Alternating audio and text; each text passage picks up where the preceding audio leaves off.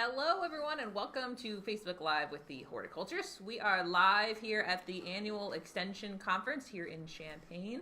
I have my usual cohorts with me today, and we're going to be answering your gardening questions as well as doing a couple of fun kind of Thanksgiving holiday demos. So we'll start with some intros. My name is Candice Hart. I'm a horticulture educator and interim state master gardener coordinator here in Central Illinois. And who else is here today? My name is Kelly Allsup, and I am a horticulture educator based out of Bloomington. And I love answering questions about insects and butterflies and insects and just all around insects. Anything. However, like Ryan, I like growing vegetables and herbs also. Yeah, so I'm Ryan Pankow. I'm a horticulture educator right here in Champaign-Urbana, and my interest is woody plants, trees and shrubs, and native plants, and probably vegetables like Kelly. So those are the things I like to answer questions about. Excellent. Well, if you have any lingering gardening questions, shoot those into the comment box below our video here, and we're going to answer those for you while we talk about some other kind of seasonal stuff. So Kelly, what are we starting off with? Yeah, I wanted to start off the episode with the local Thanksgiving. Last year, what I did was I challenged myself to source my entire meal locally. Oh, wow. And it was fun and interesting to come up with how I was going to do things. And so even though I didn't source the turkey locally, I had a local restaurant cook it for me. Oh, nice. And then I went to our annual farmers market in Bloomington where I found amazing produce. We had Brussels sprouts and beets and carrots. And I bought fresh eggs, and there were some actual bakeries there where I got to find cupcakes and cookies. And so I just incorporated all of that into the meal. Another thing that I did was I went to a local beekeeper and I bought some local honey so I could have that extra special touch on the meal. And I did go to a local bakery and bought some fresh bread for the meal. So basically, the turkey was not local, but I had it cooked locally. And getting somebody else to cook your turkey. Yeah, that's impressive. Yeah. That's Incredible way of, easing up your kitchen. And so it was just really fun. It was interesting. So I want to challenge you guys. I mean, I understand you may not be able to source the entire meal, but I'd love for you guys to think about what can I take to my family's meal, or what can I source locally, or look at the farmers market listing in your area and see if they have a Thanksgiving farmers market, because some of those vegetables will be better than anything you could buy in a store. Yeah, there's still a lot of great produce this time of year. Even after we've had the frost, there's still so much good stuff that farmers have been harvesting. And the beets Oh, and definitely. the carrots Yeah. are the cool Yeah, the seasons. root crops. Well, and anybody that has a high tunnel is still producing a lot of stuff Yeah. this time of year until we really get to the dead of winter. They usually have some type of crop coming out. So there's a lot of stuff you can get that is really high quality this time of year. And so that leads to the pumpkin pie. We cannot have a Thanksgiving meal without a pumpkin pie. And if you buy pumpkin in a can, 95% of all of that type of pumpkin has been produced right here in Illinois. Which is really cool. Not only in That's Illinois, pretty cool. and probably like a few counties in Illinois. So you just buying that can of pumpkin, you're sourcing locally. And then a huge percentage of the pumpkins that you decorate with are also sourced locally. And so when you're out there thinking about preparing the meal, maybe you can think about decorating with pumpkins. Yeah. And so that brings in Miss Candice's expertise, her Excellent. beautiful floral design. Excellent segue. I know. Kelly. With So, these yeah. cute mini pumpkins. So she's Yeah. going to demo some great ways that you could use mini pumpkins on your Thanksgiving table. Yeah, so Kelly and I were talking about kind of different ways to use, you see these at the grocery store, these small decorative pumpkins, or garden centers, local florists. And there's a lot of ways you can use these for decoration.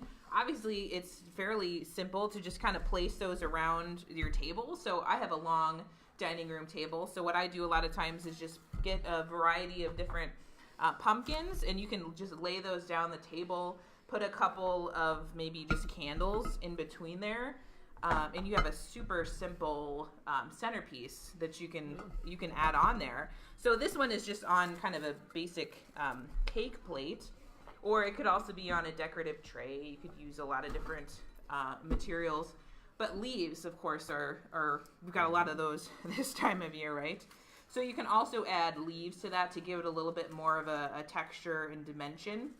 So what these are is they're glycerinized leaves. So if you could feel these, you'd see they're really flexible. They're not going to break like a leaf you just gather. Yeah, like you just gather from the garden.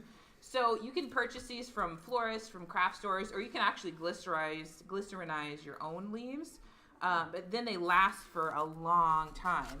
So that what you can do then is that you can then cut those into smaller pieces, and you can kind of incorporate those glycerinized leaves in and amongst those pumpkins and kind of have your own kind of little arrangement going on there on the table. And the great thing is, too, that since they have glycerin inside, they're going to last for a long time. So these are actually leaves from last year that I just put into a tub and saved for the next year. And you can get them bleached. These would be dyed different colors. So you can kind of go as crazy as you want to, adding leaves and pumpkins and kind of making a little arrangement there that's really simple. So if you're not big on design and if you don't want a lot of fresh product, pumpkins, leaves, candles is a super easy way to go. And everybody's got some kind of decorative dish, plate or tray that they want to incorporate. Exactly, something you have already laying around. Or it probably would work just on the table itself. Oh right? yeah, the exact same for arrangement. sure. Yeah, exactly. If you have just a wooden table or any tablecloth, you could do it right on the table. Absolutely. Very nice. So that's the easiest. I would say the easiest kind of method is just to kind of use those pumpkins, use your candles, use your dried materials. And that arrangement is for my Thanksgiving meal. Okay. You can take that home, Kelly. Yay! Yes. Now, if you're a little more creative or adventurous, so you want to try something a little bit more, you could do more of a floral arrangement kind of style. So what I have here is a container, so you can use a coffee mug, anything that's going to hold water. You can put flowers in, basically, as long as it'll hold water. So what I have in here is called floral foam, and if you've ever bought a flower arrangement, it's probably had floral foam in there. And what that allows me to do is to put the flowers where I want them. When I put a stem in, it's going to stay where I want it. So if you don't design a lot, it's really helpful. It helps kind of keep things in place, keep them where you want them to stay. So I'm just going to show you a quick kind of really simple centerpiece that you could do at home with kind of pretty simple materials. So when you're starting something like this, most of the time you want to start with greenery. So I actually just kind of foraged my garden yesterday and grabbed some stuff that I had out there. So I had some eucalyptus that I had grown this summer. I could have grabbed some smoke bush or some other shrubs that you have in the garden. Even, I hate to say it, but even like honeysuckle, stuff that you have growing in those that you haven't removed yet, can actually remove the honeysuckle. That could be part of the remove removal it, process. use it in an arrangement. So you tend to kind of start with that greenery and start to kind of get your shape. And that shape could be round, it could be lengthwise. It kind of depends what your table is like. So if you have a round table, you might want to do something that's kind of all the way around. And you don't want to do it too tall that you're... Yeah, exactly. You want to kind of sit at the table and see where you're at. Like when it's sitting there, can you see the person across from you? You don't want to block them too much. Yeah. So you got this eucalyptus from your garden. I did. And now you've taken Dusty Miller from your garden. Yes, yeah. So Dusty Miller is one of my favorite annuals. I use it as kind of an edging on my landscape beds. And then I leave it in the ground until fall so that I can cut it for stuff like this. and it dries really well. So this has been out of water for several days, and it just holds up really nicely. So I love me some Dusty Miller, and it covers this foam really quickly too. Yeah, nice color, nice texture. Yeah, because the thing about foam is, florists, we call it a mechanics, and you always want to cover your mechanics. Like, you don't want, it's kind of your hidden secret. Like, you don't want people to know that you used something kind of to help you out a little bit. You just don't want the green foam So in the you don't background. want that. You don't want it showing. So that's what the greenery is kind of helping to do, is to cover some of those holes. So I'll add a little bit more eucalyptus here. Thank you. So you can get kind of creative with whatever greenery you have available. So you could go to a florist and purchase some. You could go to a grocery store, a garden center. And this is something you garden. purchased a little bit Yeah. fresher, is that seeded It smells amazing, let me tell you. Yeah, eucalyptus is definitely one of my favorites. And you can get it, you could also purchase that already glycerinized too, so it holds its color, holds its shape really well. Well, so it grows here, but it's not perennial. Yeah, exactly. It's not. So you it's need not to plant it perennial. each year, but it will grow a nice little shrubby Yeah, it will. Yeah. eucalyptus plant. Yeah, mine did pretty good this summer. Really aromatic. Yeah. So tell us, how did you plant? When did you plant your seeded eucalyptus, and what did you do to care for it? Honestly, I purchased plugs, so you could start that from seed, but I did not want to take that extra time. So I bought some plugs online, so small little started plants, threw them into a raised bed, and just honestly kind of let them go for the summer. Gave them some water, but they were really easy and low maintenance. Nice. Okay, so what are you adding? What's So this now one? I'm adding some grasses, and this is another great thing you can grab from your garden too. We've talked about in other shows, like garden cleanup, like, do you do it in the fall? Do you wait for the spring? And grasses are one of those where I really try to wait till the spring, because they look so good for the winter. Yeah, Like, they have such great interest. It gives you winter interest, something to look Well, at. some have very pretty fall color too. They do, yeah. So this one's a pampas grass. If you have miscanthus or maiden grass in your garden, it's going to have that similar kind of fluffy look to it. Okay. It just like took that arrangement to a different It level really with the gives texture. it a lot of movement, right, when you add those grasses. Yeah. So now you're going to add some of the flowers that Yeah. you've dried from your garden. Which ones do you want Let's first? start with the celosia, yeah. Yeah, so a lot of this stuff I had just drying in my garage from my garden this summer that I just kind of grabbed and brought with me today. So this is celosia, which is one that dries really well. It holds you can see it has that burgundy kind of pinkish color. It holds that really well. So what I'm doing is I'm just continuing to place these kind of around in a circle, keeping that rounded shape.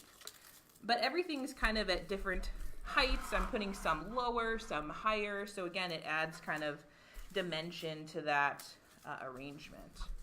It really, the red color makes it look very fall-y. Yeah, and the color scheme, the cool thing about fall is that it doesn't have to be the classic like orange, red, yellow. It can be something a little bit more creative and fun.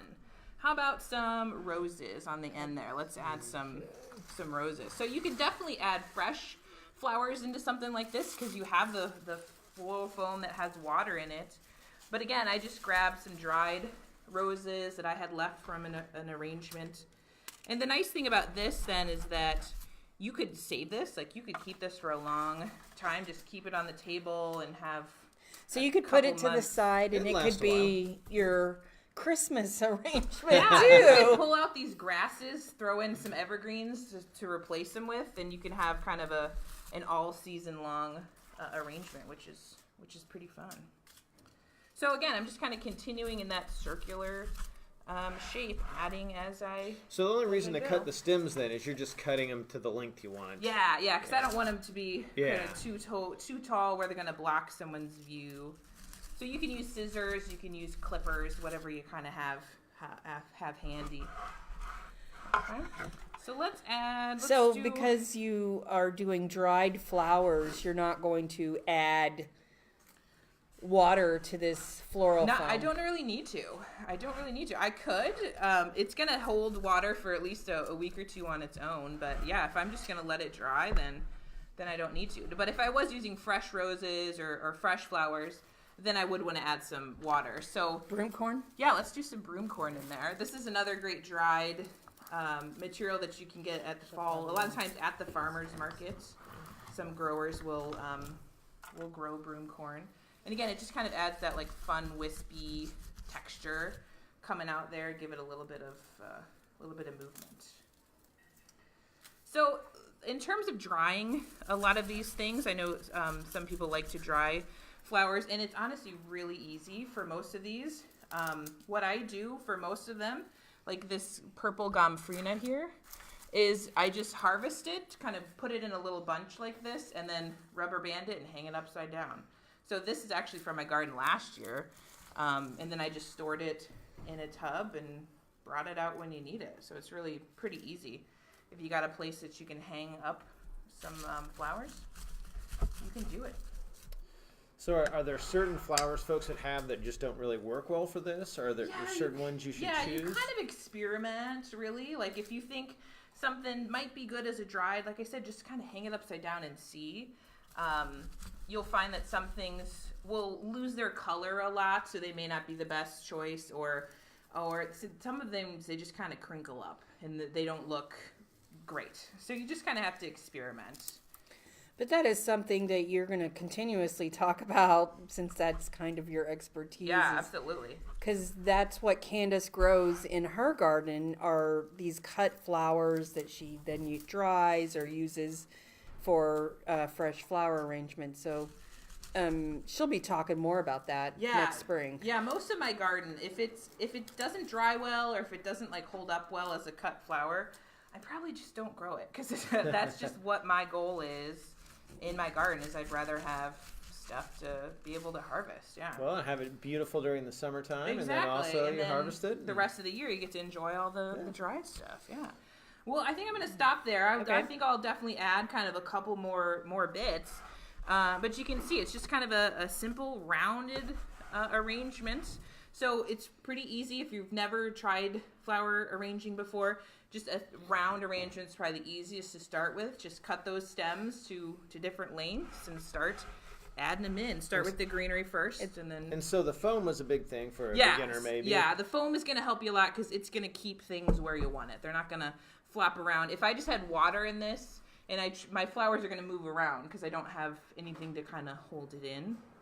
So yeah, the foam helps a lot. It's beautiful. Yeah, very beautiful. Cool. A lot of fun. So if anybody has questions about dried flowers or flowers in general, shoot them into the comment box. We're going to check that here next to see how we're looking on questions. So I know we had one question come in ahead of time.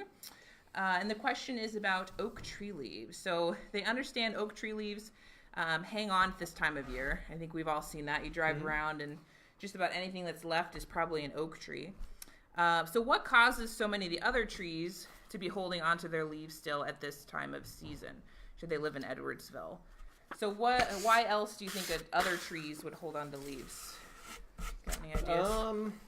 Well, when leaves drop in the fall, it's because the abscission layer forms between the petiole of the leaf and the stem of the tree. So in different leaves, that happens differently. In the case of oak trees, it just really very slowly forms. So they hold their trees for a lot of the year. A good example of a quick forming abscission layer is in ginkgo trees, where if anybody has a ginkgo, you've probably seen overnight sometimes it drops all of its leaves in one big giant drop. So just different trees, due to their physiology, have different ways that they kind of suck all the energy out of that leaf and drop it off the tree. So at this point, all the energy has been pulled out of those leaves for the tree for the year. There's really, obviously there's nothing biologically going on. It's just a function of the oak trees that they hold on to those leaves a little longer. In forests and things, especially down south, you'll see a lot of beech that holds its leaves through the wintertime. And, interestingly with that, smaller beech trees in the understory hold their leaves very readily, whereas larger, more mature beech trees, you'll often see very bare in the wintertime. So it kind of depends how old the tree is. It can vary with age of the tree as well. So it's just a variation among tree species. Yeah, I always love that about ginkgo. There's a ginkgo here on campus by the library that I always watch every year because it's I know that one day they're all on the ground. Yeah. So it does make raking a lot easier.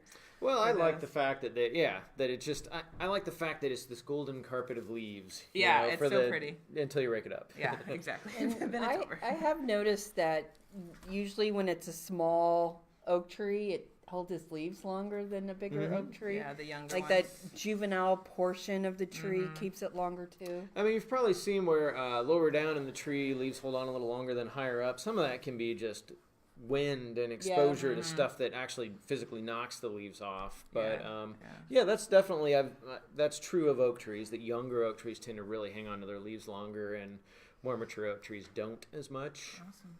Cool. Excellent question. We've got a couple others in here. Karla is asking, what do I need to do to prepare my strawberry beds for winter? Mulch, right? Get some mulch on there. That's what we always tell people to do is preparing those strawberry beds. She probably has it in some sort of raised bed. She's going to put straw mulch around the crown of those strawberries, and they're going to help protect them from the winter. Yeah. Straw mulch is my favorite for strawberries. That's what I've always used. Cheap and Great question. Also, kind of depends on your strawberry production method. Right. I've done areas where I've used strawberries as a ground cover and just let it be a patch. Now you don't just let it go. Get as much productivity out of it. You don't get as big of berries as if you select for rows and individual plants, but that's a different way of managing it. And in that case, I really didn't mulch those much because they are kind of a stand that secures the protection they need for the winter themselves, essentially. Sure. But that works. Yeah. So cool. Great question, Karla. Heidi has a question here about evergreens. What's the best way to handle evergreens with a heavy frozen snow? Should we knock it off with a broom? Wire it in advance for strength? What do we think? We kind of talked about this one last time with leaves. Yeah. Well, obviously some of the problem with evergreens and snow and precipitation and things in the wintertime is that there's a ton of leaf surface still there to capture that snow or ice or whatever it is. So they are especially prone to that. Actually adding some wire support is something you can do, and I've done that a lot with arborvitae and some of those taller shrubs that tend to kind of flop over. In the case of like a white pine or like a really larger mature tree, honestly, there's not much I do, and it's because I want that tree to fully develop the strength it needs in its wood fiber to support that. And you just have to understand with some of these evergreens, white pine is especially notorious for this. There's going to be times in the winter under that load that you're going to have some branches snap, and really I kind of view it as it's working out some of the weaker canopy structure when that happens. Yeah. It's a good way to think about it. The thing you need to know on that, though, or pay attention to, is there's going to be a stub up there somewhere where that limb broke out of, and if it's big enough, it can introduce rot into the trunk, the size of however large that stub is. In the case of wiring up arborvitae, the recommended method for that is not to ever wrap anything around the stem. What I had as an arborist was a whole little kit of a bunch of little screw-in eyes. So I don't know what you call that. It's like a threaded with a ring on it. That's metal, that has a little eye of varying sizes that I would use depending on how big of a wire or how big of a span I was trying to wire that limb up. So you can really just by hand kind of screw in that eye and then attach a wire, and you don't want it real tight. You don't want it pulling that limb up. You want it just, barely tight under the weight of the foliage. And if you're looking at it, a stem that you were going to say this is a stem, an arborvitae stem coming out of the trunk. Carnation arborvitae. The ideal spot to set your eye is about 2/3 of the way up. So you have about 1/3 of it above the eye and 2/3 below, and then this would come back to the trunk where you would also set another eye in the trunk that connects the wire together and gives it a little additional support. I don't think that that's necessary on each and every branch in your arborvitae. I think you can, you'll see over the winters which ones start to kind of sag from that. I think some of the question was, should we knock it off with a broom? Should we do anything like that?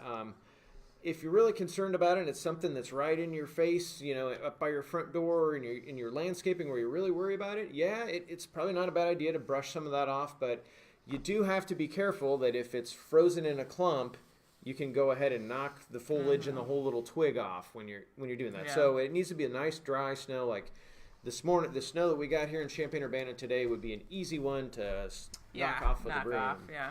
So just be careful it's not frozen too hard to the limb. And you'll know as soon as you start trying to do that. Knock it off. Sometimes I've done it just as easily as shaking the limb. If you can just grab it and shake it, it'll knock that stuff off. And then if you're actually reaching up and hitting it with something, you could knock a frozen piece off. If you just shake the limb, the snow will fall, and anything that'll stick will stick. Cool. Okay. Well, hopefully that helps, Heidi. We'll take a couple more questions here. The gardener wife is asking for a list of flowers I recommend for growing and drying. I can definitely work on that. I'll have that maybe for our next episode that we can share. That's a great suggestion. Yeah, that's a good one. Mark's asking any resources to learn about establishing a lavender farm. A couple I would check out, Mark, would be ASCFG's, the American Specialty Cut Flower Growers Association, if I spelled that right. So if you just Google ASCFG, they have a lot of great resources for growing cut flowers and herbs. And also check out the Illinois Specialty Growers Conference. Will be coming up in January. I believe it's the 9th through the 11th. Don't quote me on that. We'll get a link for that. And there's an herb track and a cut flower track on there. So there's a lot to learn there. So I would start with some associations and try to go to some conferences. And also connecting with other growers. Yeah, there's several lavender farms in Illinois that you could reach out to. They're popping up. Absolutely. There's a new one over by my house recently that started. Yeah, so it can definitely be done here in Illinois. Absolutely. Okay, Laura has a question here about Meyer lemons. She brought her Meyer lemon inside for winter. It immediately lost all of its leaves. It was cloudy for a couple weeks when I brought it in, but now it's getting a lot of sunlight. Any suggestions? Kelly, what do you think? Well, definitely, when you bring it from a place outside where it's warm and has full sun, and then put it in a place where maybe it's not quite as warm and doesn't have as much sun, the first thing that happens is leaves drop. Yeah. I would look for new growth. I would not throw it away. I bet you it will start growing again. It could have been nipped by the cold. That could also be something that makes them drop their leaves all of a sudden. One of the things that I might do if I were to have a Meyer lemon that dropped all its leaves, I might cut some of the tips of the branches off to a node. That's where the leaf meets the stem, and I would hope that cutting the tips of those branches off would cause them to force new growth, and just watch it. So right now you are going to be potentially overwatering it, so don't overwater it. Water it only when it's dry at this point, and if it's still living, it will push out new growth. Absolutely. It's a common reaction. It's common for a plant to drop leaves when you change the environment. Anything you can do to slow down that quick change from the outdoor environment to the indoor environment, whether it's exposing it little bits at a time next year when you move it in, is going to help, because plants don't respond rapidly to change. They need a nice, slow, gradual change like we get with the season. So, it's probably just maybe a reaction to a drier environment in your house. Your furnace is running and the relative humidity is lower inside. So... don't give up on it yet. It'll bounce out of it. I would never give up on it. Okay, well, we've got a great segue question, actually, to our next portion here. Chris has a question about succulents and poisonous for cats, and that's a great segue because we were also wanting to talk today about succulents and succulent wreaths. So we also brought a couple of demo items for that we'll talk about quickly. So both Kelly and I, and you probably haven't, have you done a succulent wreath, Ryan? I've not done a succulent leaf. I've done it with evergreen boughs. Oh, yeah, excellent. That's my thing. Excellent. Well, I know Kelly and I have both tried these before, and they're a ton of fun to give as gifts or to just enjoy as kind of a centerpiece on the table or outside for the summer. But what you can do is you can plant up succulents in a wreath form and kind of have a living wreath that you can keep for. They're not the longest living of things. What would you say, like a year or so is probably a good life for it. But in the meantime, they're really fun to make and fun to give as gifts. So what you need is that you need some type of form. So we're going to do it in a wreath, but honestly, you could do this in any shape. You'll see like turtles and animals that have succulents. It's the same idea, is that you're taking a wreath form and you're applying moss to it. So this one I have pretty much all done here, is that I've taken bundles of, I've used Spanish moss, you could use sphagnum moss from the garden center. You're taking kind of handfuls of moss, and then I'm using a paddle wire here, which you can get at any craft store, and I'm just going around that moss a couple of times just to attach it to that frame. And you do that all the way around until you have a nice full kind of circle there. And you can purchase these pre-made as well, but it is a lot more cost effective to make your own frame. So I'm going to add one more bundle here, and then we can start adding succulents. Doesn't look too hard to do No, yourself. it's really not. I did this in a couple of minutes. Just whipped it out pretty quick. So save a little bit of money and buy cooler succulents. Absolutely. So then once I'm done wrapping, I'm just going to cut this wire and then just secure it to the frame so it won't unravel on me. And I'm ready to start adding succulents. Now, I probably would go ahead and moisten this, just kind of dunk it in a sink to get it wet to start with. And then the way that you add succulents is either from cuttings, or you can actually take small individual plants as well. If you have little potted succulents, you can tuck that in here too. But what I did is just went into my garage last night and started cutting on a bunch of the succulent pots that I brought in from the summer. So I have a variety of different succulents that I've cut off the plant. And Kelly brought us one of her pots here so that we could show that. So basically, you're just taking your clippers, cutting off a couple of active growing points. And then what I'm going to do is remove some of those lower leaves. So I've got a nice clean kind of stem to start putting it in. So with that, normally when we are taking care of our succulent cuttings, we would let them just sit, and we wanted those cut ends to callus over for 2 to 3 days. Yep. But actually, it's beneficial that she's putting this in a dry wreath, because right now she hasn't calloused over those, but she could put them in a dry wreath, leave it dry for a couple of days. They would callus over in that wreath, and then she'll go ahead and saturate that with water. Yeah. But that is one big thing about succulent cuttings that is very different from every other cutting, is you would never let another cutting go dry. No. But with a succulent, it would wilt on you, but there's so much water in these that they totally need that fine. callusing to form roots. Now show the folks the little clips you're using. Yeah, so Those what are I'm neat. using to secure these, so I'm just taking my cuttings, and you can take a knife or your fingers, kind of make a little burrow into the moss.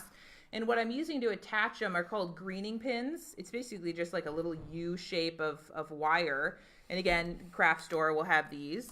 And I'm just taking those greening pins and putting it on each side of the stem to secure it into the foam. It's kind of like stapling it down. Yeah, it's kind of like big staples. So once they start to root, so once this is moist, the succulents will actually root in there, and then it'll form its own roots, and the pins you won't really need anymore.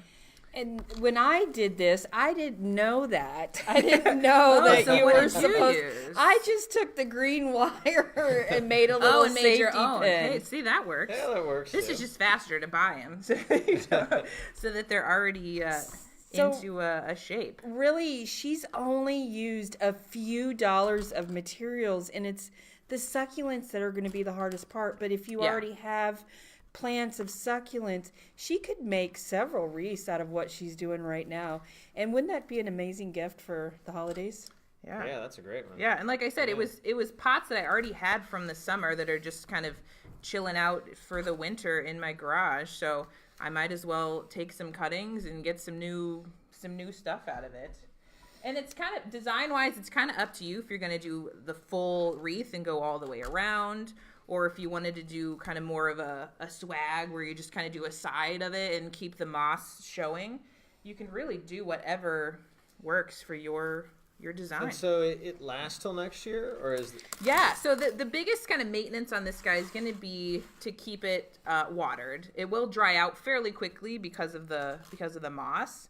So what you do is you just kind of fill a sink. What I do is just submerge it. I'll fill a sink with water, let it kind of soak in that sink for 10, 15 minutes.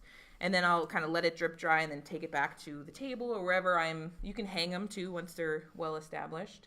And then once it's dry again, I'll just submerge it and just keep doing that. And they'll last for about a year like this. And then you can, take the succulents out and pot them up and keep them for next year and start from new. Yeah, exactly. Going. Yeah, I use a lot of hens and chicks in these. So if you're a gardener and you have hens and chicks in your garden, the perennial, those work great for these too because they'll really fill out nicely. So beautiful. Yeah. So very Chris's question was about, is this poisonous to cats? And I would probably be a little bit concerned on some of these with my cats chewing on them. Yeah. So if you did have a cat, I would probably keep it away from. And from them, the University of Illinois Vet Med actually has lists of plants that you can grow at home that are poisonous to dogs and cats. And that's what I always use when I'm answering questions like this. Yeah, and the ASPCA does too. There's quite a few good organizations you can find. Well, on campus, the vet school has a poisonous plants garden. That's so true. You can they go do see some out in the wild. But if you go to the website for that, there's a plant list and has a lot of these on it too. So. Cool. Awesome. Okay, well, since we are at the annual extension conference, we actually have a very special guest today that we would like to talk about the Thanksgiving holiday with. And so I'm going to scoot Ryan over. is going to give up his spot. We're going to bring her in. Kind of squeeze together. And this is Dr. Shelly Nickols-Richardson, and she is the interim director for Extension, so she is all of our leader. And so we thought we would ask her some really tough questions today. So thank you for coming and being on our show. And so the tough ones first. What are you doing for Thanksgiving? Well, for Thanksgiving this year, my family, my parents will join us in Georgia. So they have a cabin in the North Georgia mountains in Clayton, Georgia, and they're going to travel there, and then my family will travel to meet them there. And so we'll have a big meal on Thursday, but hope to do a lot of hiking and being out in nature, probably doing some work around the cabin and cleaning some things up, some inside cleaning too. So more kind of a fall cleaning, so it'll be fun. Probably some warmer weather too. Yeah, less snow maybe.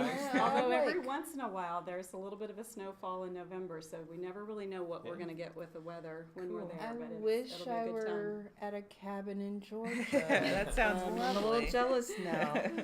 Okay, so we talked about today about our Thanksgiving meal. So what is your favorite dish for Thanksgiving? So my favorite Thanksgiving dish is called lime green cottage cheese Jello salad. Whoa! And it's not the turkey, it's not the stuffing, it's not the variations of the potatoes, but for some reason this has just always been my favorite item because my parents would only fix it during holidays. So only Thanksgiving and only winter break, holiday break would we actually get to have this. And it's one of those things where you have to prep for it. So it requires that you put it in the refrigerator overnight to let certain things set. And so it's this delicious lime jello. Of course, it needs the sugar in it. And then you put pineapple in it. It has marshmallows. It has a Cool Whip topping to it that you fold into it. And then if you like nuts, you can put nuts on top of it. If you don't have to add that to it. But you have to fix the jello first, add all the ingredients, let it set, you add more stuff to it, and then it requires to be in the refrigerator overnight. And so to me, it was always kind of like a dessert with the meal. So yeah. I love it. And we only fix it during holidays, so I think it probably had a special meaning for me too, just because it was a holiday item. Yeah, absolutely. I would try that. Well, probably kind of That sounds nice too intriguing. to fix it the day before, so then it's ready on Thanksgiving if you're doing the turkey or whatever else you might be doing. Right, so. and it was that was my favorite, and so I have 3 brothers, so there were 6 of us in my immediate family, and they really didn't like it, so there were always leftovers, and so it became breakfast for the next day and the next day after, and so I always kind of got to finish it off as a dessert for other meals too, so delicious. Very cool. So do you think that's the most unusual dish on your family's dinner table? Probably so, because the rest of it's pretty standard. So we usually have white mashed potatoes, some sort of sweet potato, casserole or souffle, stuffing, the turkey, cranberry sauce that actually was always homemade. My mother was very particular about not having like the canned cranberry, so it was always a cranberry kind of orange salad that she would grind in the grinder and actually, grind it up. Nice. What else? Green beans, and then always made homemade bread. So I imagine we'll be spending some time baking bread when we're there together. And then pumpkin pie, usually pecan pie, and that's one of my favorite memories too about holidays, particularly Thanksgiving, is that when I was living in Stillwater, Oklahoma, when I was growing up, we had a pecan tree out in the front. And so we would collect the pecans, usually about this time of the year they had all fallen. We would collect them, and then my brothers and I would sort of put together a little mini sort of business where we would half the pecans, and then we would put them in jars, and then my grandmother would take them to Kansas and sell them to her friends because they all wanted the pecan halves for their baking for the holidays.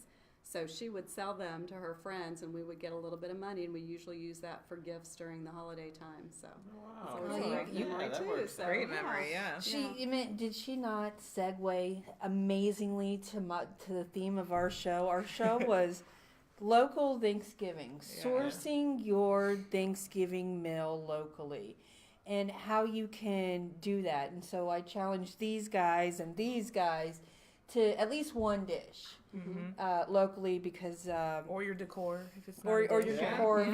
yeah. Because last year I did, I went to the farmer's market and did all my local produce and local eggs, and I had a local restaurant cooked a turkey, even though the turkey wasn't local, but I feel like I could check that part off. The local business. So can you think of, if you're in Georgia, it doesn't have to be local Illinois. Is that where you're going to go out and pick up pecans and make a pecan pie? That could Pretty be local. about as So, local as yeah, it gets. pretty Yeah, local. it could be. And so the area where we are, they do have a lot of poultry farms. So I imagine that the turkey will probably end up being somewhat local. And then the rest of the meal kind of just depends on sort of what's in the farmer's market and what's sort of left there. So they do have a really nice farmer's market that's just north of town there, and so usually throughout all of kind of the summer when we're there, we can get a lot of nice produce and things, and so we'll just kind of see what's open and what they have left in the market there. But yeah, we do try to be pretty conscientious of trying to source locally and support the local businesses and get out. And Friday, I imagine we may take a look downtown and just see what's going on and pick up a few gifts and things there for different things. So And then it just tastes better, right? yes, oh yeah, for sure. Do you go to farmers markets most of the time on Saturdays to get some of your produce? yeah. Or are you a gardener? Are you a gardener? Well, growing up, we were gardeners, and so as in my adult life, no, I really haven't had the opportunity or the time You're a really busy to woman. do much of the gardening that maybe I would like to. I used to when we lived in Georgia, we actually did a bit more with horticulture and just the ornamental horticulture, and so flowers and various things, but just really haven't had the time to have much of a garden and to really give it the attention that it needs and give it the time and care that it requires. So yes, all growing up, we always had a garden that had tomatoes and green beans, snap beans, a variety of different things. On the farm in Kansas where my grandparents were, we always had carrots and some potatoes and a variety of things too. So it's not that I'm not capable, I just don't have the time. So It's a lot of work. Very I cool. get it. We know what it's like. Yeah. We grow our own vegetables. That's my thing. It helps me with my job. yes, So yeah. I'm growing vegetables, but you having a nutrition background, you could grow herbs. Correct. Herbs That's are true. so Herbs are easy. easy one Right. to add. Right. And you just need to get your horticulture educators to send you herbs and plant them up for you.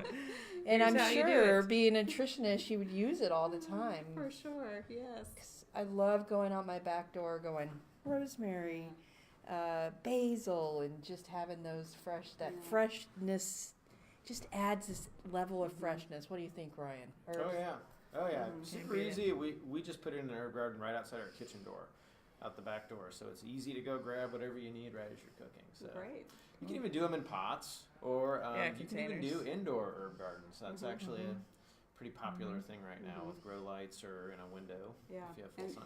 that would be fabulous, because the other thing that I love about Thanksgiving too is all of the leftovers. Oh yeah. And so again, a really fun memory, and something that we still try to do now too is plan for the meals after Thanksgiving. So really making sure we pick off every part of the meat that we can from the carcass of the turkey, and then using things to make turkey croquets and turkey tetrazzini and turkey pot pie and everything that we can think of. So a lot of the herbs and things would Go fit into into that. that really well and make it very flavorful. So. You know, another thing is you can use that carcass to make broth.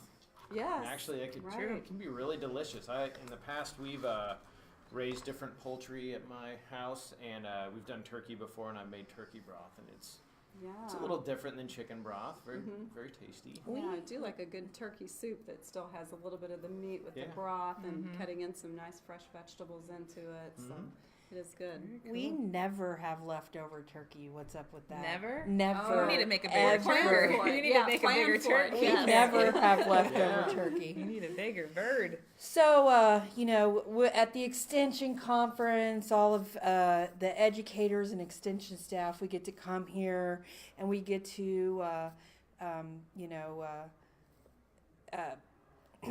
we get to Learn. Learn. Educate ourselves.